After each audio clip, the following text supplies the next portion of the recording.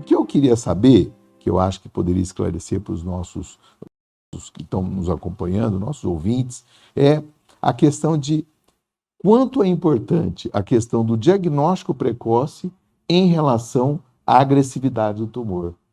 Porque são variantes diferentes, né? Tem tumores que têm uma agressividade muito grande, muito rápido, entretanto, tem outros que, se você diagnosticar precocemente, você consegue instalar a terapêutica. Entendeu a pergunta, doutor? Romer, eu vou falar a diferença que o doutor falou de rastreio. Então, assim, não existe um exame preventivo, né? Existe exame de rastreio.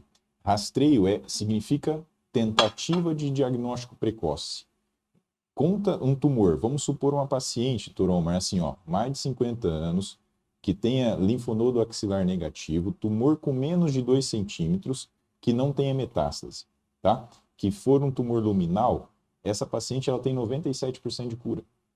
Então veja como Bem que é alto, importante né? tumor menor de 2 centímetros. Ou seja, se for um tumor já palpável, com certeza ele já vai ter mais de 2 centímetros. Sim. Então a importância da mamografia, né?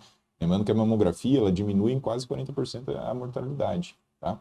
Então rastreio significa diagnóstico precoce. Existem medidas preventivas? Sim. Bons hábitos de vida, boa alimentação, não ser obeso, não consumir bebida alcoólica. Não tabagismo, né? Não tabagismo, né? Então, uma qualidade de vida boa, não só para mama, né? Para todos os outros cânceres. Mas, pensando em rastreio, é diferente de medidas preventivas. Rastreio, diagnóstico precoce, medida preventiva, são essas medidas. E existe, sim, medidas preventivas para pacientes que são mutadas, né? BRCA1, BRCA2, lifraumene. Essas pacientes que têm uma alteração no DNA, né? Que veio da mãe, aquela alteração genética, né? Essa paciente, sim, eu tenho como diminuir o risco dela ter câncer, tá? E aí eu tenho algumas medidas, eu tenho cirurgias redutoras de risco, eu tenho medicações que podem diminuir o risco, certo? Antes até dela manifestar Dela ter o o câncer, que foi aquela história da Angelina Jolie. Ela tinha mãe e tia com câncer Fez de a mama, mastectomia ela fez preventiva. uma adenomastectomia redutora de risco e oforectomia, né? Para diminuir a chance de ter câncer de mama e de ovário. Então, essa sim é uma medida profilática, tá? Agora, rastreio não diminui o risco. Significa que o risco dela vai ser habitual, né?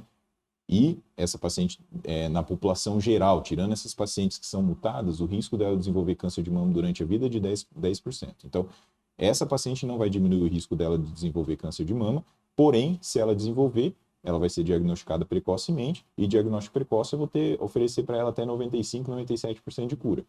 Com um tratamento muito menos agressivo, muito menos impactante na qualidade de vida dessa paciente, muitas vezes sem quimioterapia, sem um tratamento muito agressivo que diminua a qualidade de vida dela, e ela vai ficar bem e vai passar aquele momento da vida e ela vai continuar a vida dela como se não tivesse acontecido aqui, né? Então, tem essa situação. Existem as pacientes, Roman, que sim, elas são com risco maior, tá? E essas pacientes, elas merecem um rastreio diferente, tá? Eu acho que depois tem uma outra pergunta que a gente vai conversar sobre isso.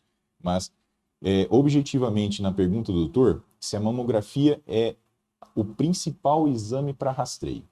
Ou seja, o exame que tem a maior especificidade. Quando eu tenho algo alterado na mamografia, eu biopsiei, a especificidade da mamografia é maior do que qualquer outro exame. Então, para rastreio, que é aquele exame que eu faço, no caso da mama, anualmente, a partir dos 40 anos, mamografia é o principal exame. Existem algumas situações que é conveniente associar a outros exames. Por exemplo, uma paciente jovem que não teve filhos, a mama dela vai ser mais densa, vai ser mais glandular. Né? E aí, nessa situação, Turoma, a mamografia vai ficar com um pouquinho de dificuldade de avaliar pequenas lesões. Nessa situação, eu posso associar ultrassom para rastreio, né?